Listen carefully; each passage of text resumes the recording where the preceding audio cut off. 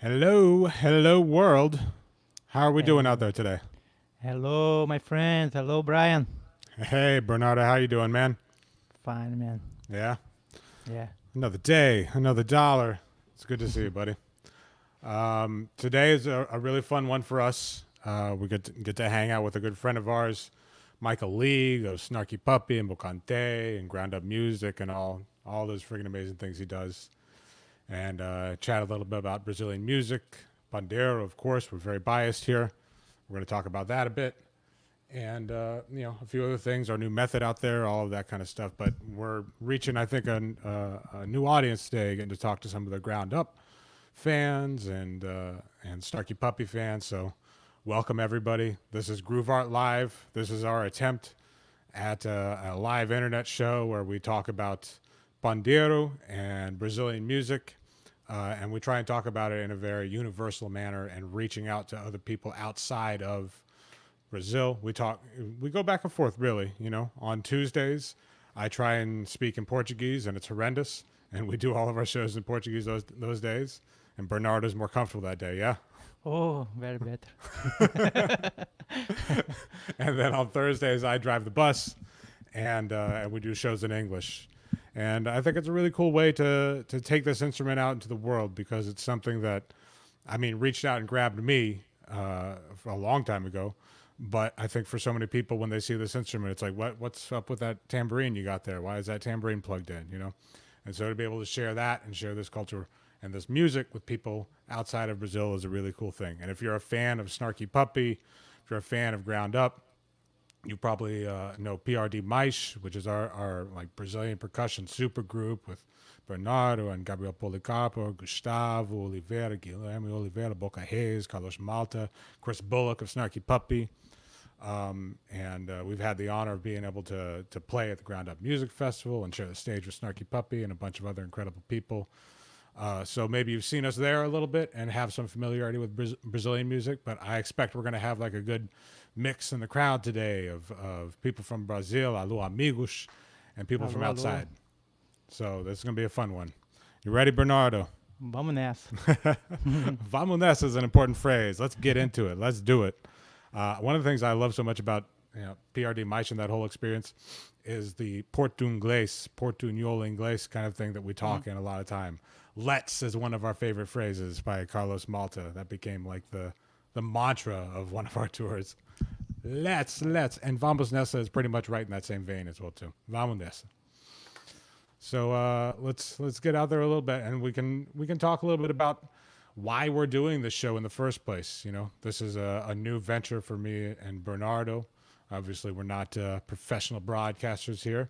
We're just musicians at home without a gig, trying to do some things and trying to reach people and try and connect in a new and different way. And I think one of the ways that we've been able to do that is through this method, Bernardo, that you and I have been working on for a long, long time. Mm-hmm. It's Show a little bit. It's been the about idea? 7 years of this method. Yeah, let's show a little bit of the method and kind of share people what we've been working on and what the impetus is for this entire show. I think we started on this thing like maybe 7 years or so ago, and we were originally going to do it, and it was going to be like a DVD, and then that. Hey, Roland, baby, what's up? You remember Roland from PASIC in Texas, Bernardo? He was a friend of ours that we met there. Alini. Nice. We got friends in the audience. I love it.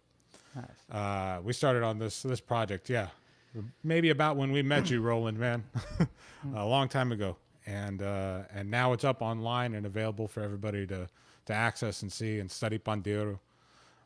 So, Bernardo, if you want to show a little bit of that and what it looks like. Okay, you selected Ijexá, right? Yeah, Ijexá. Ijexá. One of my favorite rhythms, man. It's a rhythm from...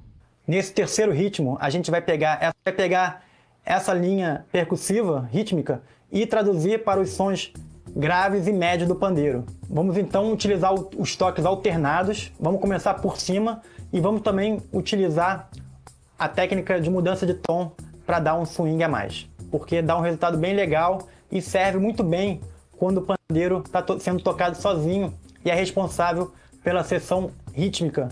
Vamos ao ritmo.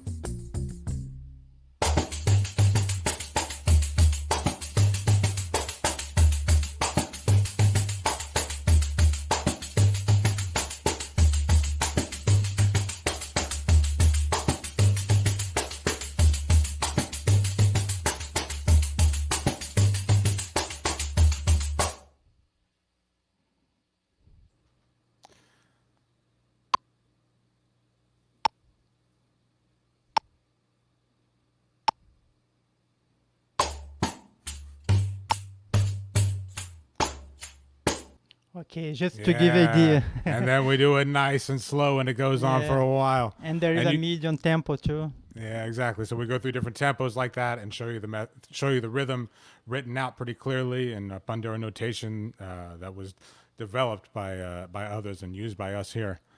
And it's you can probably tell by the length of Bernardo's hair how long ago that was when we started doing this. So it's been a minute since we started that thing. I was young.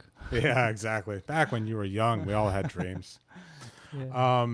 So and within that method, you get to study Pandeiro through a bunch of different rhythms. That one we selected, Ijexá, is I think a really important rhythm for Brazilian music because what gets out from Brazil for the most part is right. Bossa Nova, samba, maybe Forró. That stuff is known in a lot of different places. But Ijexá is one that you hear all the time, but you may not know it, right? Yeah. Because that's a very common bridge feel, in a lot of like Brazilian MPB, música popular brasileira tunes, that kind of stuff. They use that, reference it a lot.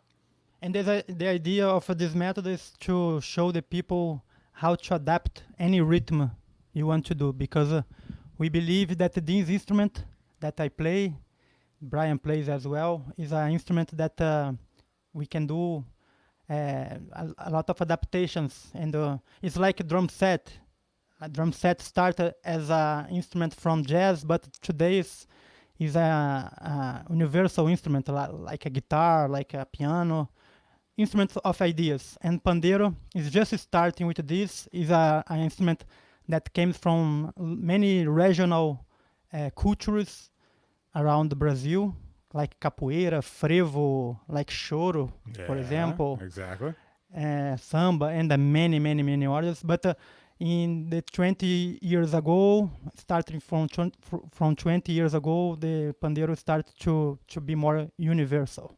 And then, like we got Brian that studied this instrument. He was punched when he first listened the sound of Pandeiro.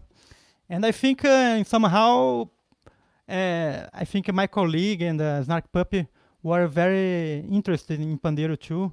I remember when they invited me to play for the first time. Yeah. I just play one groove, a simple groove like Forró, like a, Show it. Come like on. a-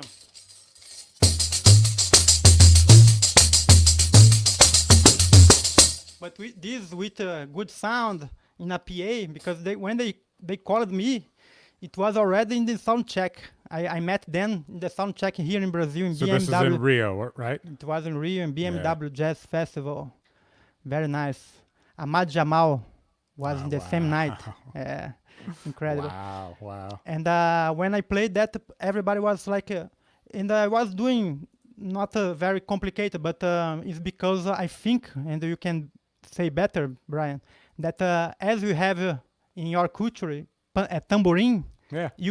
I think American people expect a small sound, and Expect very little from that instrument. yeah, And then it turns into a huge wall of sound. And that's the thing that like got me the first time that I heard it from Marco Susano, was the guy that we talk about a lot because he's kind of the godfather of this modern version of the instrument. He was the first guy to kind of really detune it and put a microphone up close on it so that you get this big fat sound that you hear like Bernardo playing with now. And so all of a sudden, this instrument that used to be just a samba instrument can now be like a funk groove instrument.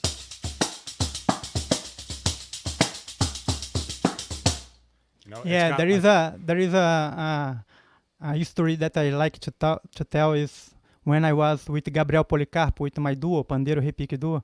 We were giving a kind of a class or show in Brooklyn for the children, and the teacher opened for questions. We made our show with this Pandeiro thing, and anybody has any question, and the children, me. What's the question? And the small girl asked, what's the difference between tambourine and your instrument?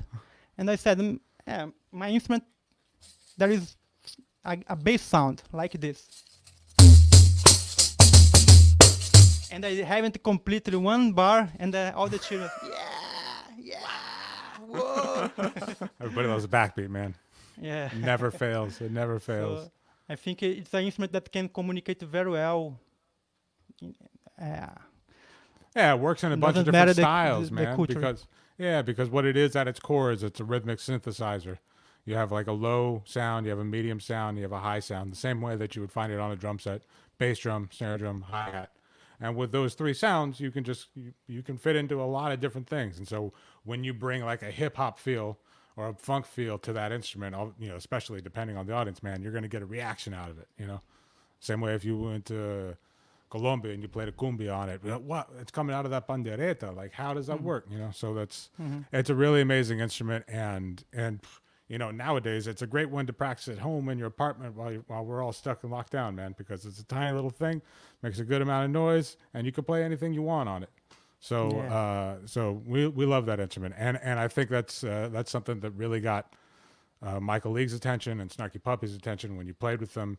And then that brought you to work more with them, and eventually take you up to New Orleans, man. Yeah. Up to the birthplace of jazz. Michael invited me to do family dinner too, and it was amazing to do that. Yeah, And, that was an experience. I think I have here to show a little bit. Yeah, of let's the do it, sound. man. That was an incredible experience. I remember driving up from Miami just to hang and be a fly on the wall for this. Let's check it out.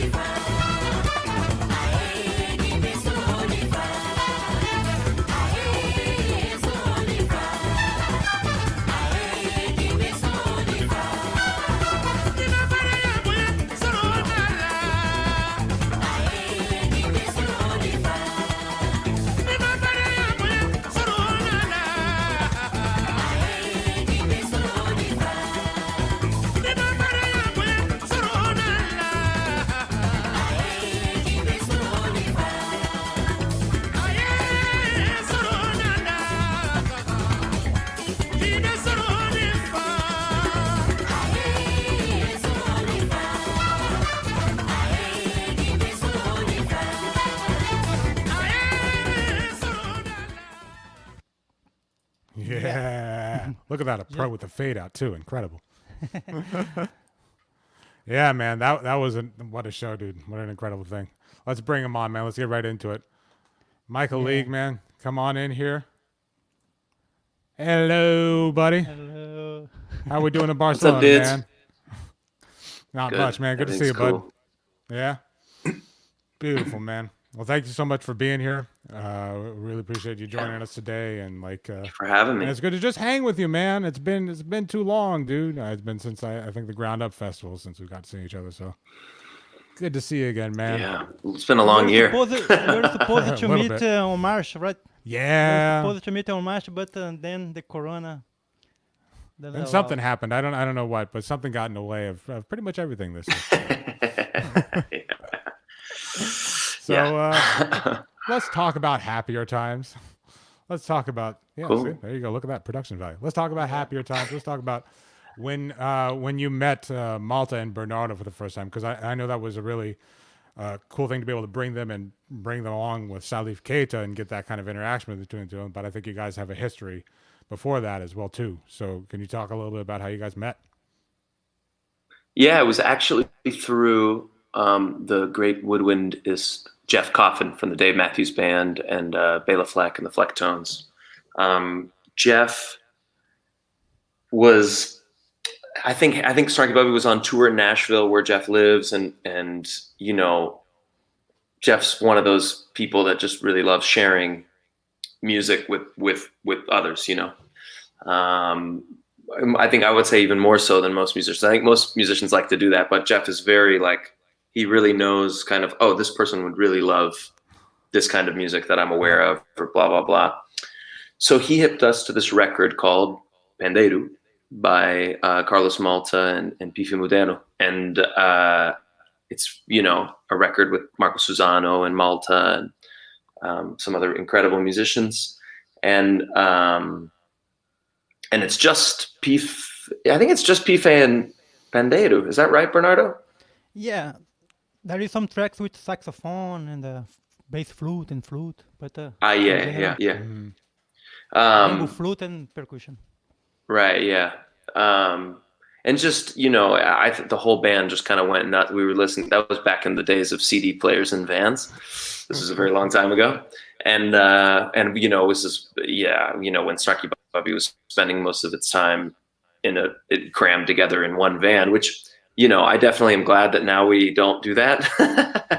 But there were some advantages to that situation. And one of them is that you choose a record and 10 people listen to it, you know, and you share that experience together. And that's an important part, I think, of growing together as a band, is listening to things together and talking about them. So that record became a band favorite. So we were listening to it constantly. And then when we were going to Rio for the first time to play at the BMW Jazz Festival, we asked Jeff, hey, can you connect us with Carlos? So he did, and Carlos brought Bernardo to the gig. We were expecting Marcos, and Bernardo came to the gig, and yeah, you know, we played this tune that I wrote together. That's like a buyout, and like a fake buyout. And you know, Bernardo and Carlos played with us, and we all, you know, I mean, it's like these, you know, Brian, like these guys are just like the friendliest, warmest people, you know, the best hang. And we had an incredible night. We went to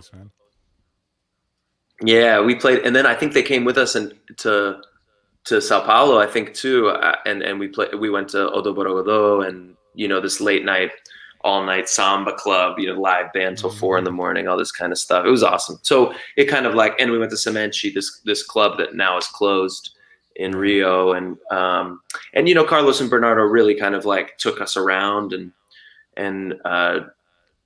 you know, showed us the scene. You know, that's kind of our favorite thing to do, Snarky Puppy, when we go to a country with a rich musical culture. You know, we're trying to engage with that culture the best we can in as little time as we have, you know, or as much as possible. As much as you can. Yeah. Yeah. Bernardo's kind of like the mayor of Rio, the unofficial little mayor of Rio. I feel like every time I walk around with him, somebody recognizes him. Oh, Bernardo, stopping off, talking to friends, and he always takes you to the best places. And one of the best places. Yeah, we went to, for sure. Bernardo, you took us to Forró. They went here in my studio. Oh, that's a good place. Yeah. 10 Snarky Puppies here.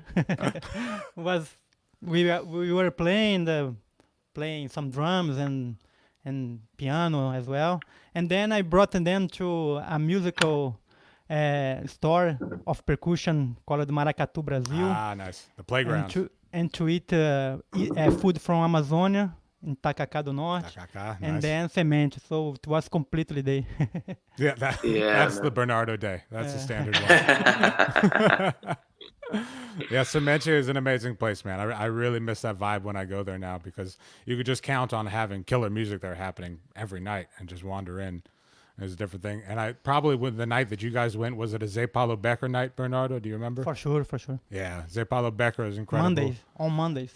Yeah, Mondays is the day there. Mondays is the best day because there was always a jam session and a bunch of musicians coming in. You never know who's going to roll through. That night it was you guys. That night it was Snarky Puppy rolling through. But like on any given night, somebody else is coming through and you're like, well, who's here? And they just jump in, and there's such a climate in that place.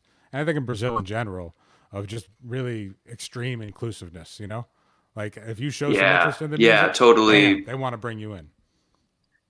Yeah, it was really funny. I remember one thing that I remember from that night. I mean, we were hanging quite a bit, so it's a little fuzzy, but cachaça is a hell of a drink. Yes, it is. And we were, I mean, we had such a blast. You know, we were playing stuff with Marcos was there, and you know, we were having a blast. And then I remember at the end of the night, it was somebody's bright idea to play a samba or something, you know. And I mean, there were Brazilians playing with us, but the rhythm section was American. You know, I think it was like, or Canadian, you know, Larnell and me and maybe Bill or something. And it was really, I remember, I think we played Favela or something. And it was, I would never hesitate to play that song in a jam session in the United States, but it was really funny that after hearing the real shit all night, we started to play it, and I just wanted to kill him. I wanted to die. I was like, this is the worst decision ever. Like, I'm so sorry, guys. Oh, it was like because you really feel the difference immediately. Yeah, totally. You know, because it's a vocabulary and that's a thing, man.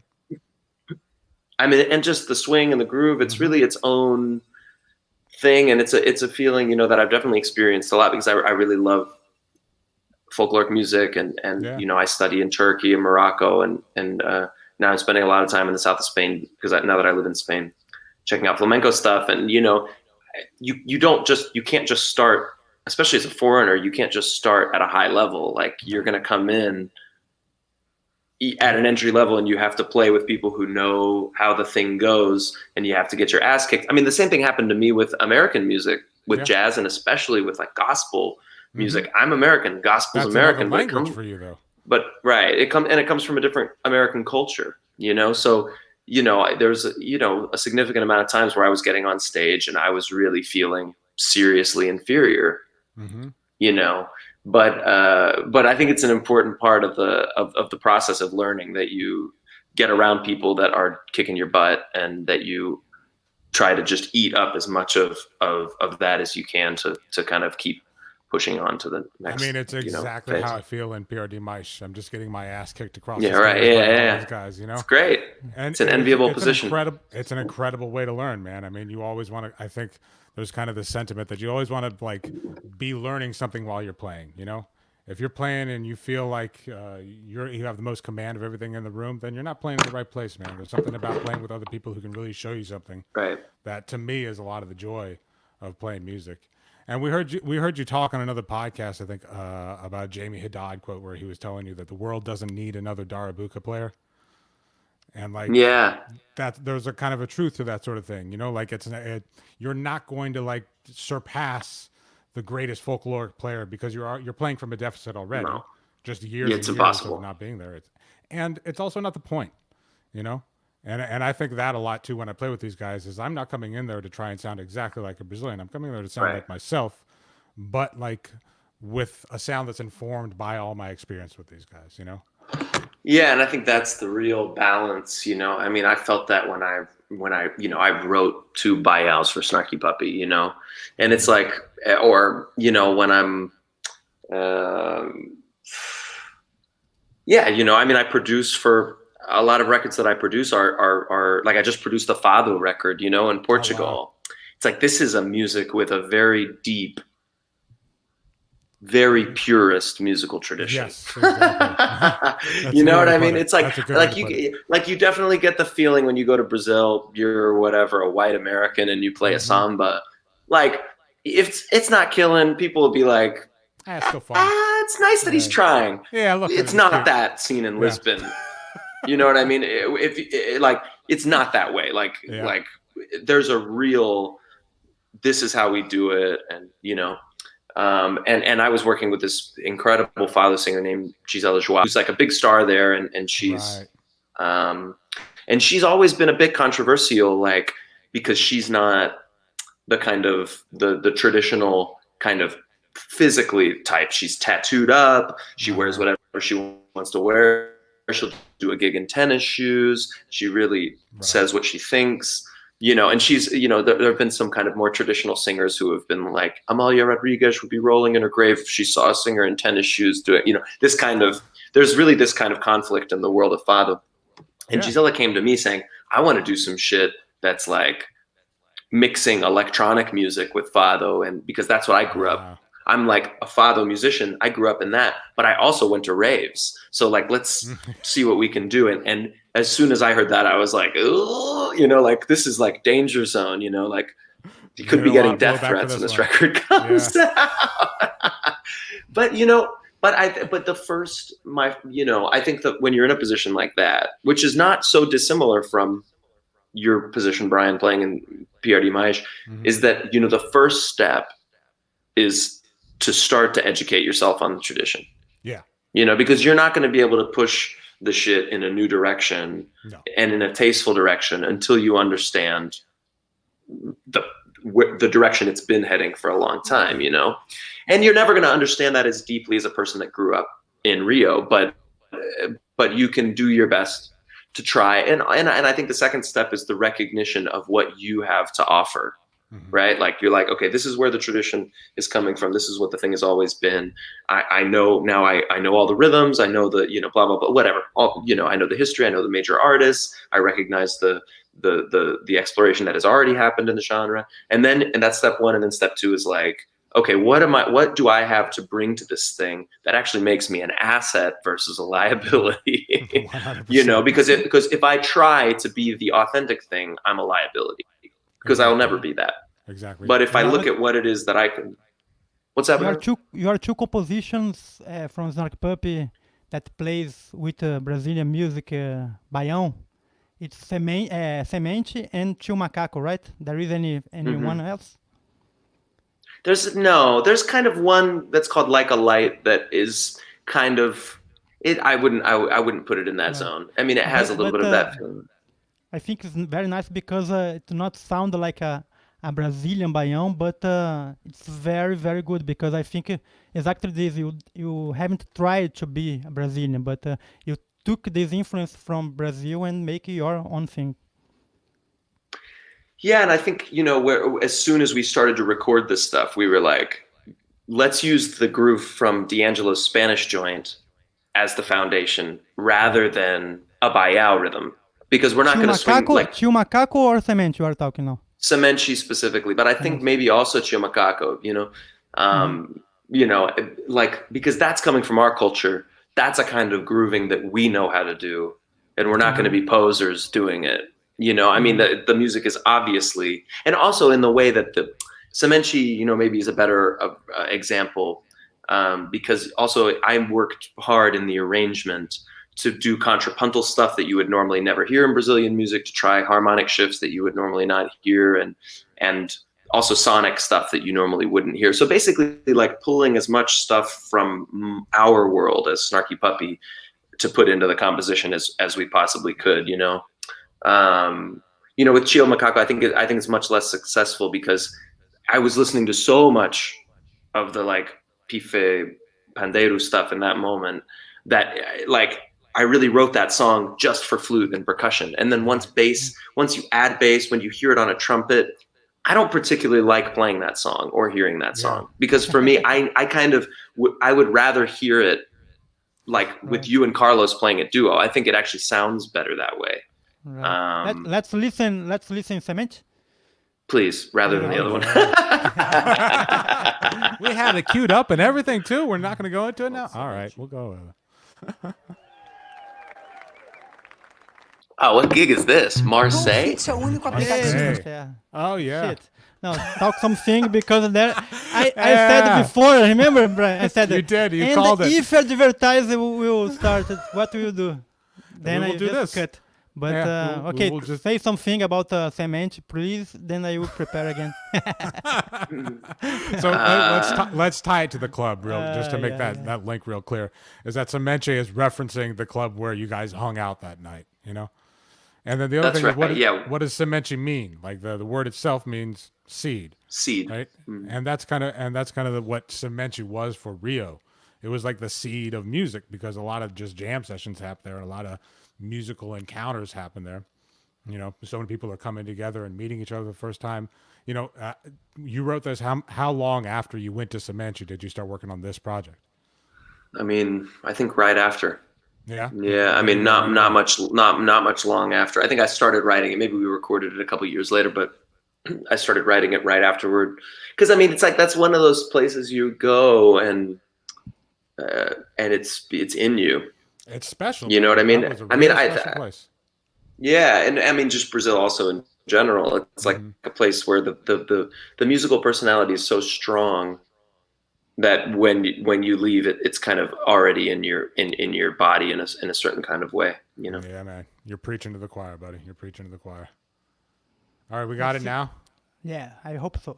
Let's roll Cemente. And we're constantly crossing paths with shut up. we know and good friends and We wanted to hear you play. We don't want to hear you talk. people are really beautiful. Oh man, yeah, that's every Instagram comment ever. To be here Yeah. with some of his incredible band tonight.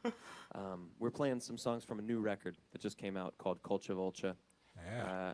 There we go. There we go.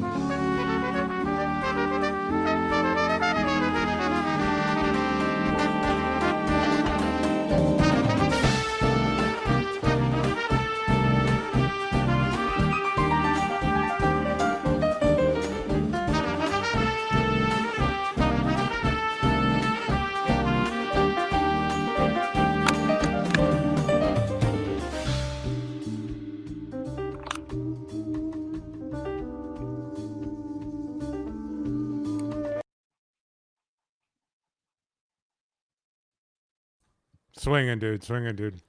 It is really something that's that takes from that Baião tradition, from that Forró tradition, and then adds a new layer of harmony to it that you're not going to typically find there. We love that tune. We love that tune. So, have you been to a Forró? Oh, yes. Yeah. I've been to one in Bernardo took me to one in Rio. I've been to one in Paris. No, unfortunately not. I have a dream to bring those guys to Sucupira night. Yeah, there's a group I called will do. Sexteto Sucupira that plays every Wednesday, cool. or used to The house play every band. Wednesday night in Brazil, and they have some originals and they do a bunch of other tunes. But traditionally Forró is going to be sanfona, accordion, triangle, zabumba, and then 3 vocal parts harmonizing. But this group is a sextet. They have drums and percussion and bass, so it's a little bit more modern instrumentation, bandolim. But it's Yeah, a dance progressive. band, and it's Yeah. all instrumental. There's no vocals. I mean, sometimes they invite guests. That kind of We stuff. brought Magda there. That's right. She's Yeah, playing last there. summer. Last Yeah. time we brought Magda to that, and it's just it's a dance party, man. It's just so good to see like dance bands in action, because I think that's something that like we play a lot of music that comes from dance music, but when we play at places, people aren't dancing the same way that they would at like a forró. Forró, The everybody's musician paired in up and Brazil, going. in general, we have the responsibility to play to people dance. So we have to make in a way that will make people don't stop to dance. Yeah. Well, you feel that when you hear Brazilians play. It works. It works. Well, here, let's get into a little philosophical question about Brazil since we're on the subject. Guys, the production is stellar, I have to say. Yeah. We are trying.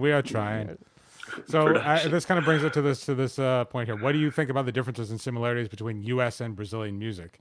And this is a question I get asked a lot. Here it's, in short, why are there less examples of communal drumming in the U.S. than Brazil?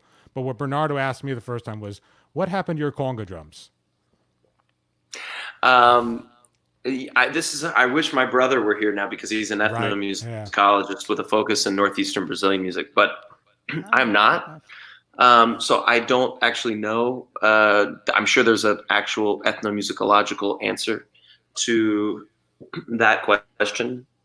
That I don't know. So the second question, I'm going to abstain, lest I come off as more ignorant than I already am. But the first question, the similarities that I see, I think there's a reason why Americans are so into Brazilian music, and one of them is the collision between Western European classical harmony, melody, as well, and African percussion. Mm-hmm. You know, I think that it's an ingrained part of American tradition to have this kind of richness. It's in our popular music. If you think of a person like Stevie Wonder, you know. Yeah. And there's always been this kind of, let's take the harmony and the melody from Western Europe and let's take the rhythm from Africa in American. I wish there was another word I could use other than American in terms of nationality, but there's not. Yeah. So I'm just going to say it. In Portuguese there is, and in Spanish there is, but in English there's not. Yeah, so that's a problem with our So when I say American, I'm talking about the United States specifically here, but with American music, that this combination is the thing that has made American music, I think, so global in a way. You know, you have this incredibly rich Western European classical tradition, and then you have this incredibly rich African drumming tradition. And Brazil has the same. You know, when you listen to what do you call it, MPB? What do you call it? Yeah, Música Popular Brasileira, MPB. Yeah. Like you listen to Javan or Ivan Lins or Milton Nascimento or whatever.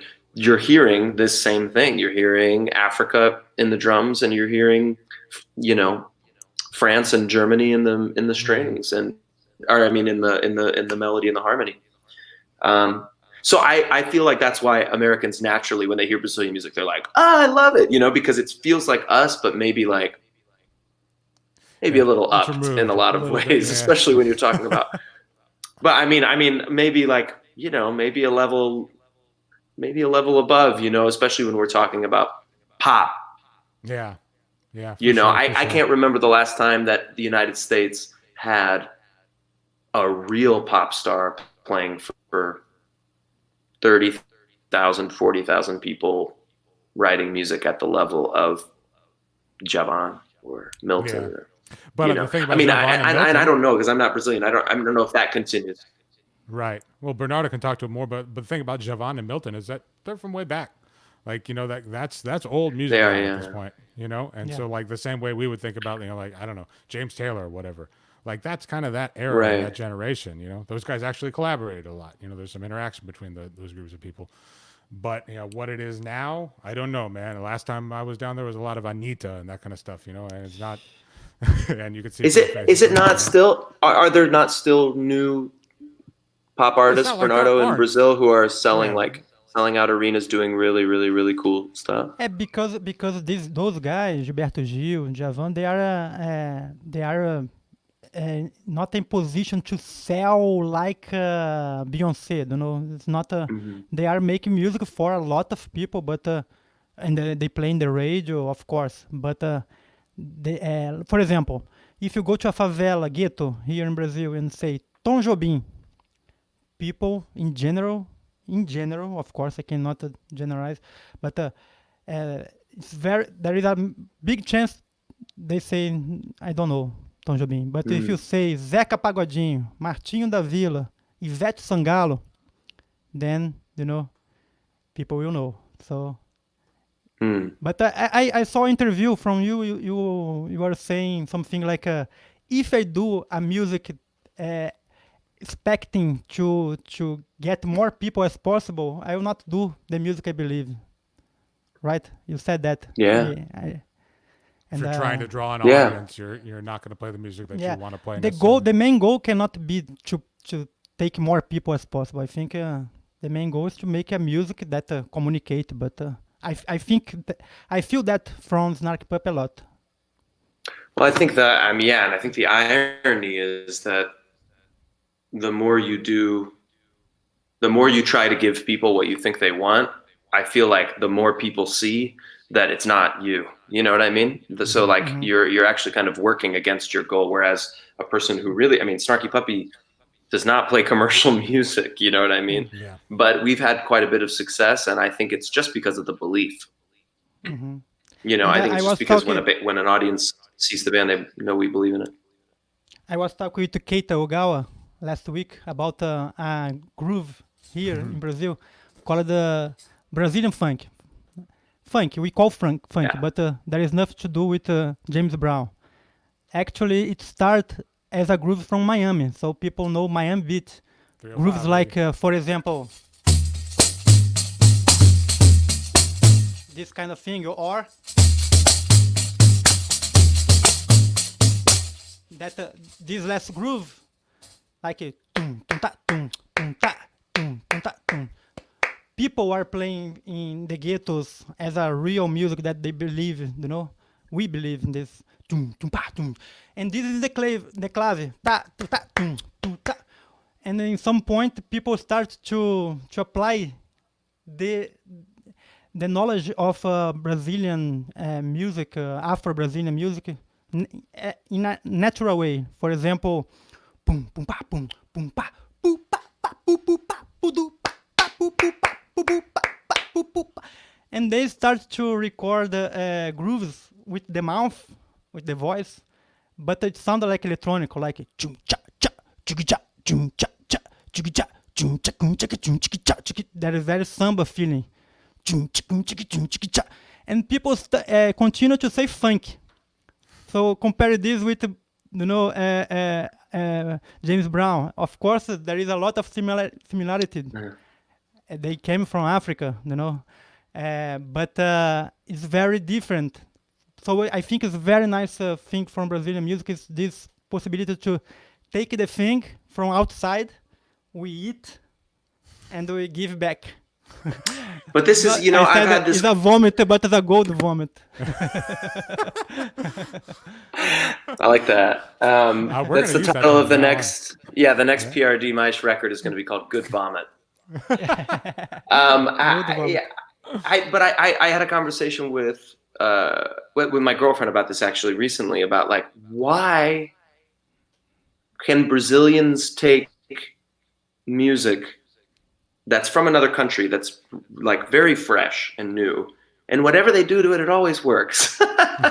Whereas like, I don't know, there's a lot of countries that try to do that and you're like, man, no, please don't ever do that to our music. You know what I mean? Or whatever. But there's a thing, and the conclusion, whatever, our armchair kind of ethnomusicological conclusion was like, it's because Brazil has such an ingrained sense of what they are, or what it is as a musical culture, that you all have your stuff and you know exactly what that stuff is, that anytime you bring something from outside, it's running through that filter. You're not just seeing, you know, I mean, I love 70s Brazilian funk, like American funk, but the Brazilian version of it, like that kind of stuff. yeah, all this kind of stuff, or you know, and you hear it and it's like, it's obvious these people were listening to James Brown, but then when they play, it still sounds like Brazil, you know, and I think that this is kind of like the skeleton key, like the golden ticket, and I would apply it to being a band as well. You know, I think that if you have a band that has a very strong sound, like your own thing, you can take stuff from other places and run it through your filter and play it like it's yours without appropriating in the negative sense. You know, I mean, the Rolling Stones, right? Like the famous Keith Richards quote is, all we ever wanted to do and try to do was be a blues band from Chicago. And we failed at that and we became the Rolling Stones. You know what I mean? Because they really had their thing together as a band, and as hard as they would try to sound like a Chicago blues band, it never worked. But they were playing what they felt, trying to do that thing, and that became the Stones. And it's like, you know, I mean, this is a big topic. It's like the idea of musical appropriation, and especially right now in the world, people are very quick to be like, don't do that, you can't do that because you're not from there, and you know, your passport says this, so you're not allowed to play this groove. And I think it's all complete bullshit, because I think that any musical tradition that you look at, you look at the most fundamental things of that musical culture. Let's take Gnawa music, right, which is one of the oldest continuously existing musical cultures in the world, as far as I know. You know, what's one of the fundamental elements of Gnawa music? You know, that all the songs are religious, right? Specifically kind of Muslim, like Sufi generally, but Muslim. But the Gnawa people, you know, it's been like this for hundreds and hundreds of years, but the Gnawa people were Black, West, and Central Africans who were enslaved by Arabs. They didn't know anything about Allah when the Arabs arrived and enslaved them. They were playing and singing Gnawa music without any knowledge of a Muslim god. Wow. You know what I mean? And this is one example of like thousands of examples of someone would say, the Fado thing we were talking about earlier, you know, Justin Stanton from Snarky Puppy, who's Gisella's boyfriend actually, is playing piano on the record. And there was some, really, we're going to put piano on a Fado record? You know, it's like, that's kind of like a sin because piano's not traditionally Fado. That's what every purist would tell you. But the truth is, Fado started on piano, but it was so old that people don't remember that. People think of Fado as Portuguese guitar, Spanish guitar, acoustic bass, and voice. But before this was the common instrumentation, people were playing it in living rooms on piano. So it's like one of those things that, like, I just feel like, man, every genre of music, no matter how pure or folkloric or traditional you want to call it, at a certain point, the thing that we think of as the most fundamental element of that music, it was a revolution at one point in history. The introduction of Allah to Gnawa music was a revolution. You know what I mean? The introduction of X instrument to X genre. So, you know, I think it's just important that, like, if you're not from a musical culture and you're trying to learn the stuff, that you really take the time to do the homework and not just watching YouTube videos, but go to the country, take private lessons, play with the real people, and fail and feel, in my case, super white and super unfunky, and feel that way and feel bad about yourself, and then go back and do it again. You know what I mean? Because it's like, it's the only way. And really, like, a Black person in America growing up in the Black church, at a certain point, maybe when they're 2 months old, but at a certain point in their life, hearing an organ is a new thing. Yeah. I'm white from the suburbs. My music should be rock and roll. That's what I grew up listening to, even though rock and roll is originally Black, but culturally in contemporary America, Nirvana, Pearl Jam. I grew up in the 90s, so this was like the thing. At a certain point, I heard Pearl Jam for the first time, and it was a revolution. You know, at a certain point, I heard a guitar solo for the first time. Maybe I heard it when I was 4 instead of 34, but everything's new to us. No one's born with blood that says samba when you do a DNA test. Yeah. Do you know what I mean? True. Yeah, it's It's very like true. we're all students. We all have to learn. And I think you just have to have humility in that process and recognition of the fact that you have to work a lot harder. You know, that's what I always tell. Yeah. I do a lot of clinics in European or just in general, you know, non-American music universities and for jazz schools. And I'm like, listen, I know everybody thinks jazz is the world's music. It's not. It comes from Congo Square in New Orleans. Yep. And the second that you recognize that you're playing foreign music, I think you're going to get closer to learning it in a real way, because you have to respect. You can't just say, because I hear it all the time and because there's been a Norwegian jazz musician, that it's as much mine as it is someone from New Orleans. No, it's not. It's from a certain place. Samba's from a certain place. Arabesque is from a certain place. Canal is from a certain place. Gamelan is from, you know, and you have to really engage with that stuff and be humble and feel comfortable being uncomfortable, you know. For sure. Sorry, that I was think a wow. Look, that's a diatribe. Look at you. But I think like my experiences in Brazil echo that sentiment beautifully, because like so many people that I've met there, the great musicians all recognize the malleability of music, you know, and how, you know, just within like one small area, if you just take Forró, there is like a growth within Forró and a move away from a certain instrumentation, move back to a certain instrumentation that like spans maybe 100 years or so. So you can't think of it as eternal being that we're worshiping. Like this is a result of humanity. It's new. And like humanity, it renews itself constantly. You know, as new people come into the tradition and pick it up and go with it, it changes. It moves the same way that we do. And so I think when people get really locked into like, no, this is the way it has to be, a lot of times I feel like that's exposing an insecurity about the music or an inability to risk making something new, you know?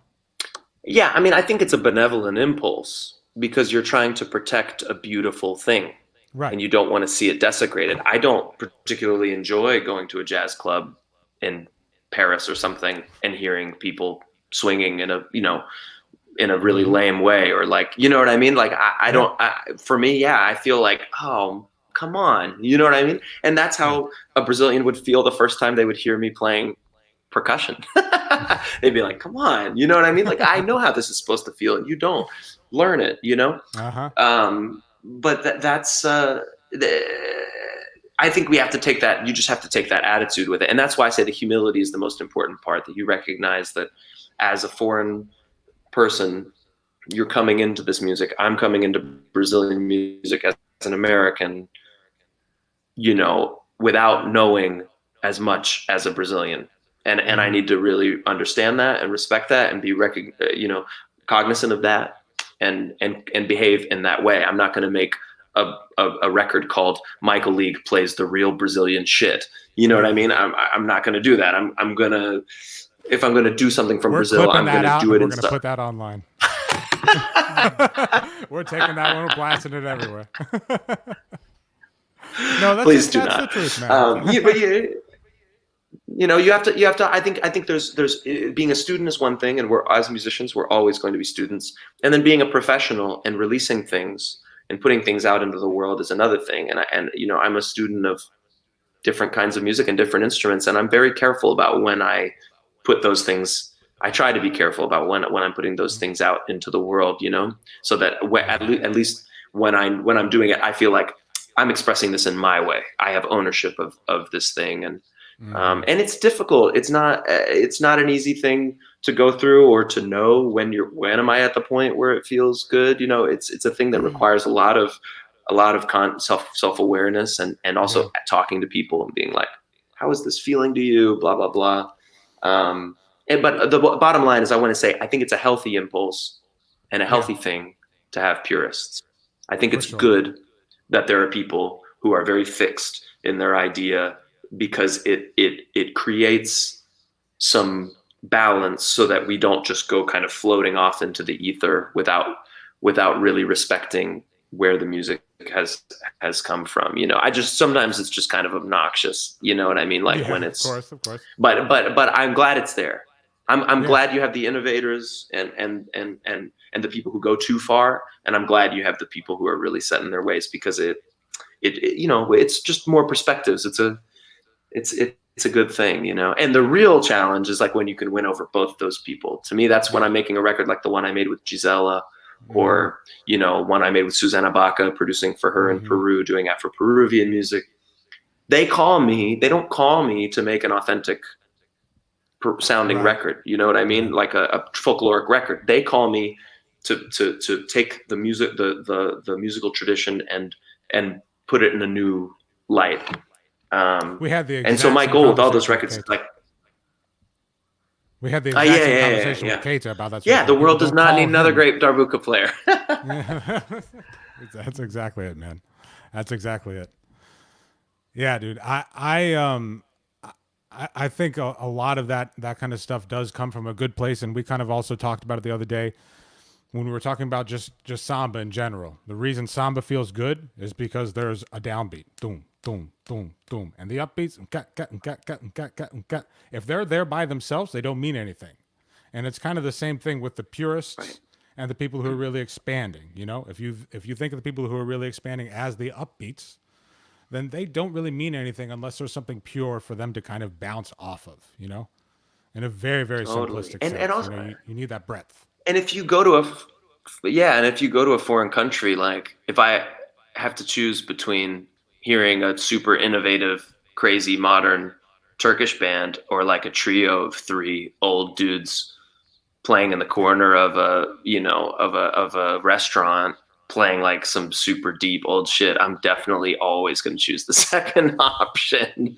You know what I mean? Because it's like, it's a beautiful thing. I'm American. I don't have that. I don't come from that. It's rare. You know what I mean? So for me, it's like, yeah, I mean, everything's new for us. And that's the thing that I have to offer. Yeah. You know, whereas like, you know, a folkloric musician who's coming, you know, 70th generation, you know, whatever, darbuka player. It's like this thing is who they are. And maybe they have the opposite problem maybe that I have. My problem is I don't have roots, you know. Their problem maybe is that it's really hard for them to think outside of these rules that they grew up checking out, you know. And I think it's important, not important, but I think it's a cool thing for both of those sides to try to glean some stuff from the other side and, you know, just continue learning. I think it's the best thing we can do as musicians. You know? Totally. Falling into that and continuing to learn. We've been seeing you play a lot of drums lately, man. I even like early on during the quarantine. I'm sorry. I saw some Bill Conte videos. No, don't apologize. It's awesome, man, because we think it's, you know, I feel the same way about vocalizing, about singing, man. I think it's important for every musician to sing on some level, even if you sound terrible. Dude, I sound horrible as a singer. Like, it's just, anytime I do it, it's punishment for other people. But it's like, there's a Nana Vasconcelos quote that I reference all the time, is that the first instrument is the voice, and the best instrument is the body. And what I really get from that is that you have to like come from a singing place in order to play. That's where the music generates out of, you know? So it's important for you to engage that. I also think it's important for you to engage in drumming and like rhythmic music making, just hitting stuff, And you've kind of gotten into that a lot, like around Bocante and probably before that as well too. So how did you get into hand drumming and frame drumming, all that stuff? Yeah, I mean, it started about maybe six years ago, maybe. Actually, I don't know when it started, but I was in Turkey playing with Snarky Puppy, and we invited this DAF ensemble. DAF is a Kurdish frame drum that's played in Iran, Iraq, Syria, and Turkey in the Kurdish part, but it's penetrated to outside of Kurdistan as well. You know, modern, popular Iranian music will have it, for example, or Turkish music or whatever. And we invited this ensemble that was like 12 people or something to come play Shofukan with us because they had made a video of themselves on YouTube playing over our video. Oh, really? And they had sent it to me and I was like, whoa, this is amazing. So I hit them up when we were coming to Istanbul and said, play the song with us, you know. And it was a really incredible night. They played the tune. At a certain point, the band dropped out and they kept playing and the crowd was singing. And it was like only Turkish people, but they were making music. We were not making music, but it was our song, and it was kind of this very kind of super crazy moment.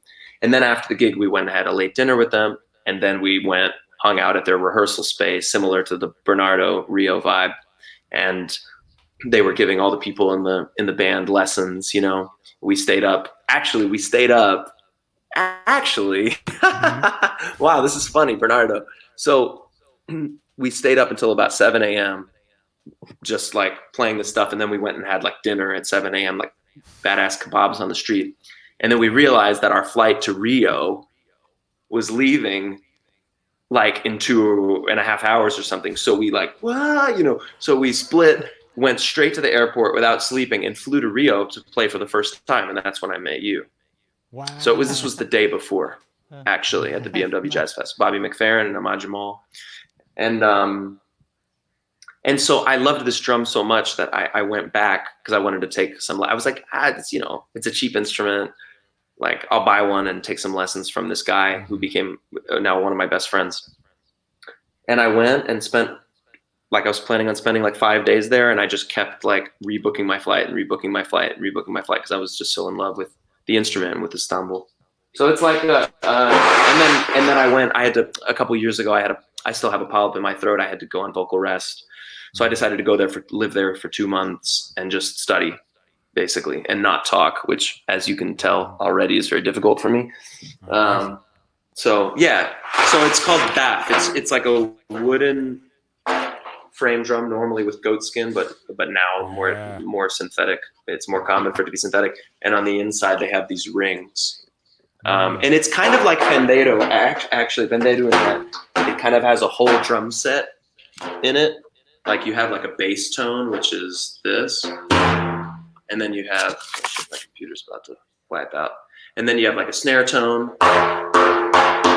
you know, there's different ones, but, and then you have like, this is kind of like a tom.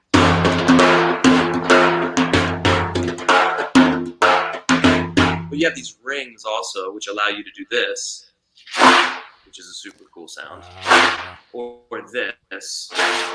So you can go like, you can incorporate it as a separate stroke, like.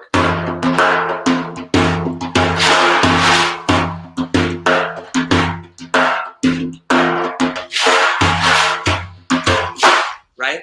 Or you can do it as a combination stroke, like.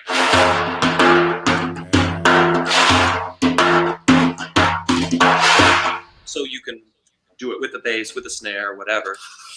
And then like the really super dope thing is like, you can use it almost like a hi-hat or a ride, where you go like consistently, like,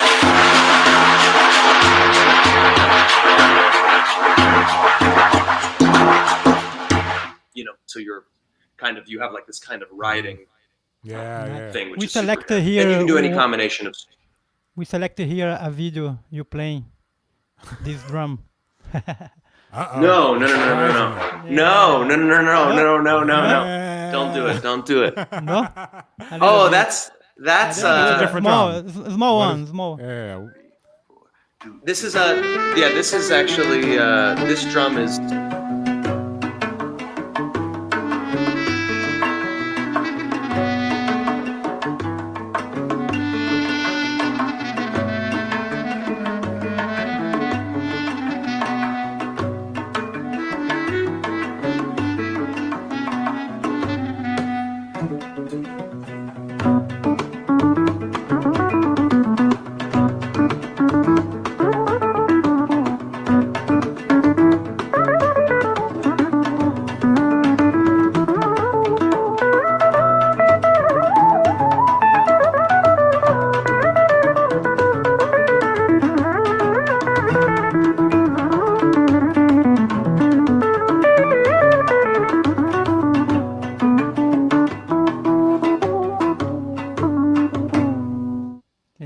Yeah, man. Yeah.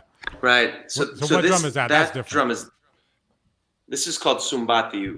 So it's basically it's from the Darbuka family. It's like the medium-sized drum in the Darbuka family. The drum that in this style that I mostly play is called the Hola, which is the bass one. It comes from Egypt originally, and it's huge. It's upstairs. So this was closer, so I just grabbed this. But it's ceramic and goat skin. And I actually fell in love with this instrument while I was living in Turkey. I was spending 2 months there studying the other drum. And just for fun, every Thursday, I would go to this class and just sit and listen to like 8 people playing the holas in unison. And it was one of the craziest sounds I've ever heard in my life. And the guy who teaches that class told me I used to be a DAF player, and then I started playing this drum and I never picked up a DAF again. So I was like, oh no. So he gave me this, actually, the teacher gave me this, and then I kind of like shifted focus a little bit. I mean, I still practice DAF, but this instrument is, I mean, especially the Hola has its own world. I really love versus the plastic darbuka sound with the plastic head and the kind of metal frame. Really high The sound of the goat. It's really beautiful, you know. And also, there's this kind of really interesting technique on the left hand that I love. And I mean, it's kind of like similar to the DAF in that you can really create a load of sounds and play a normal like drum set grooves on it or whatever, or grooves from all around the Middle East. And I mean, really anything. It's very versatile. And actually, I'm going to make like a solo pop record, and I'm going to not use any drum set. So I'm going to try to just use like Daoul, which is like a big marching bass drum, Turkish marching bass drum, and Dohola and Sumbati and Darbuka and Daf and Krakab from Morocco, and see if I can kind of get the feeling of a drum set with all of these different things. From that, are they normally played in kind of ensembles like that where you have the different sizes playing together? Yes, and Dohola normally is playing like the bass one. It traditionally just kind of would do like on a basic groove, like right, and then the higher instruments would be filling it in.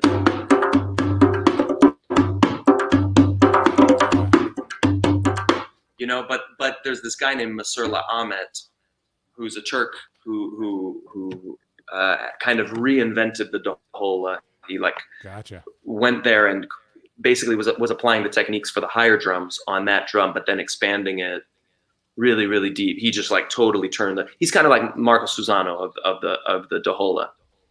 Yeah. Oh, okay. So nice. Taking it in another yeah, direction I mean, opening it up.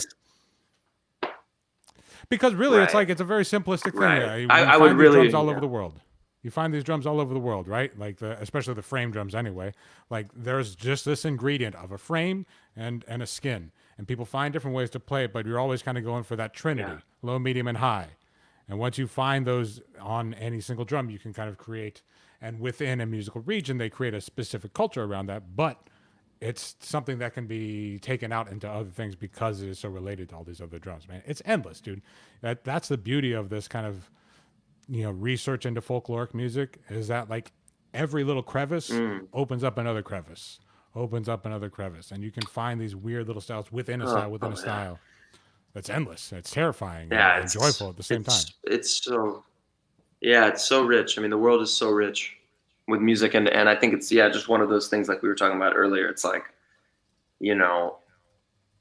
when you go after it, I think you just have to spend the time to learn the shit, like with my Gimbri teacher in Morocco, I told him, don't ever teach me anything that hasn't been played 100 times.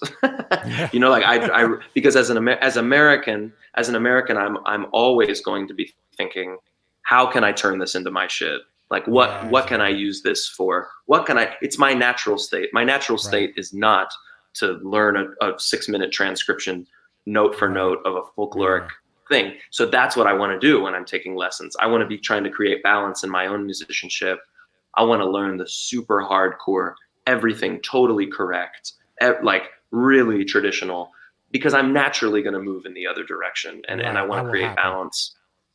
Yeah, it's going to happen anyway, and I think if you're the opposite kind of musician, it's important to do the opposite, to spend more time focusing on things that kind of like open up creative doors versus learning the technique or something like that. So, I mean, it's an interesting process, but now I'm like totally addicted to it. I'm super into welcome to the club, Drumaholics Anonymous, man. We all got our problems, man. We were just talking to Kate the other day, and like the stack of drums that he's got there in his house, like you just start end up collecting these things, and then you think, I'm going to get this drum and I'll get rid of this drum, but you never get rid of that drum, and then all of a sudden you've got, never do, because it sounds different. Yeah, that's it. They all sound different. I mean, dude, I have like an entire Yeah. like, you know, samba section from like the original PRD Mice tour here with me because it was just like, well, we can't get rid of these things, you know. And eventually I turned it into Miami Bloco, the group that we play with at the GroundUP Music Festival. Right.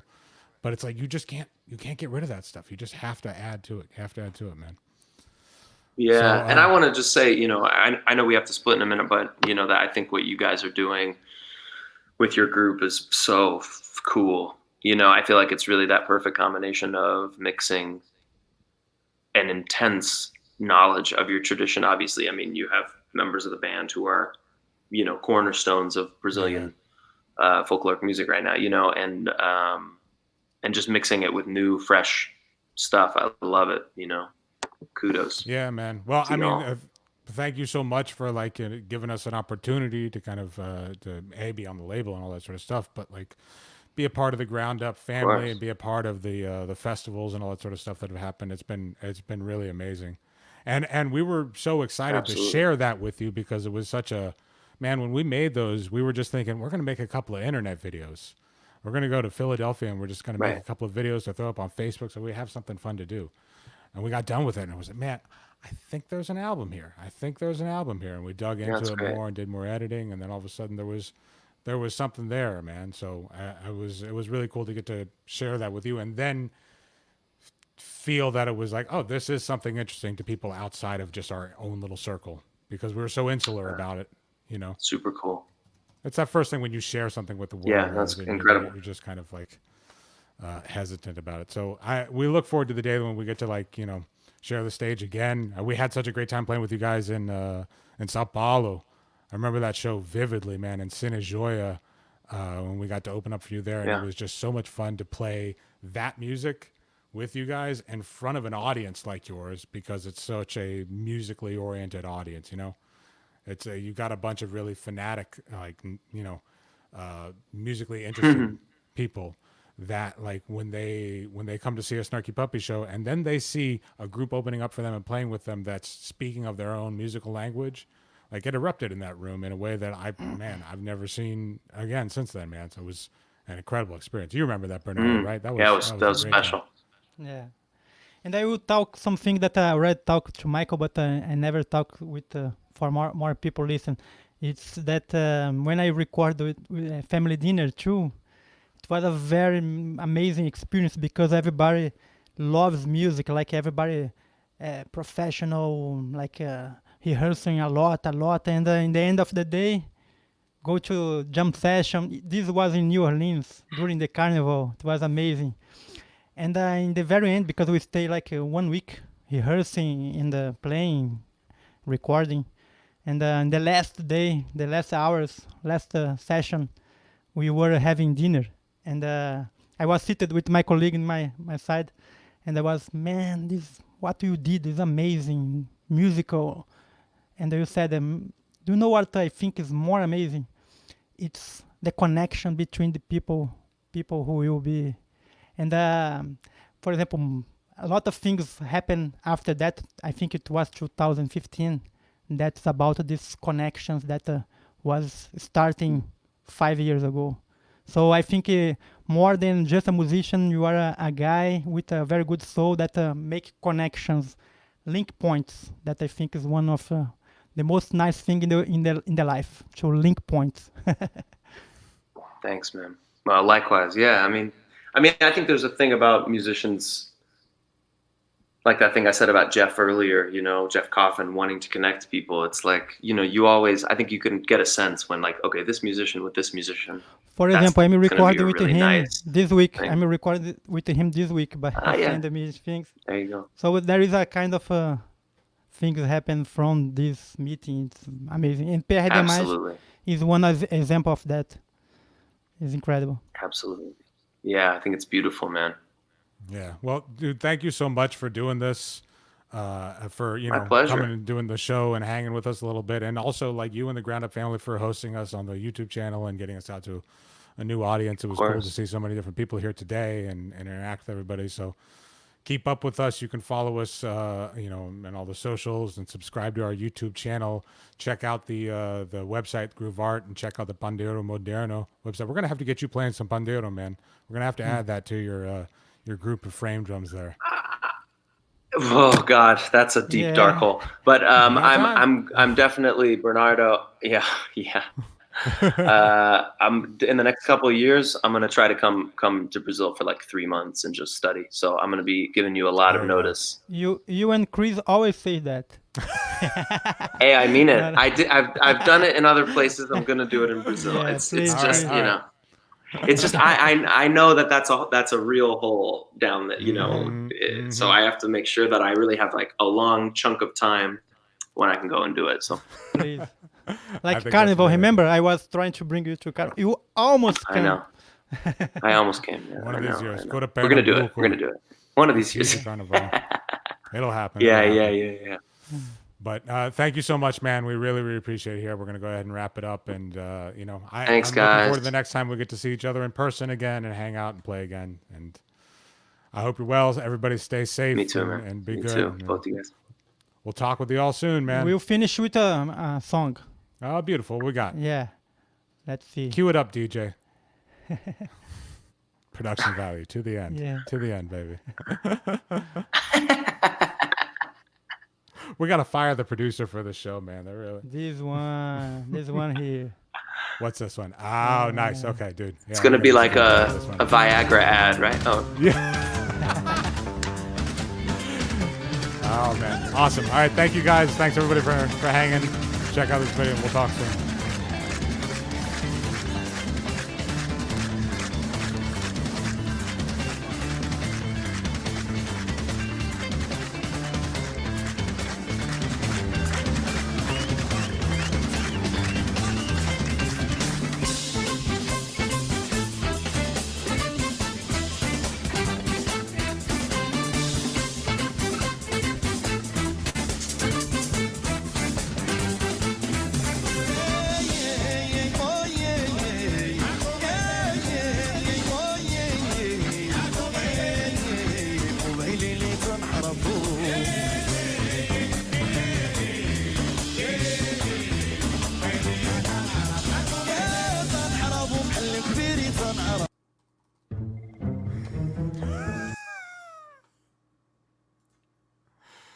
Thank you.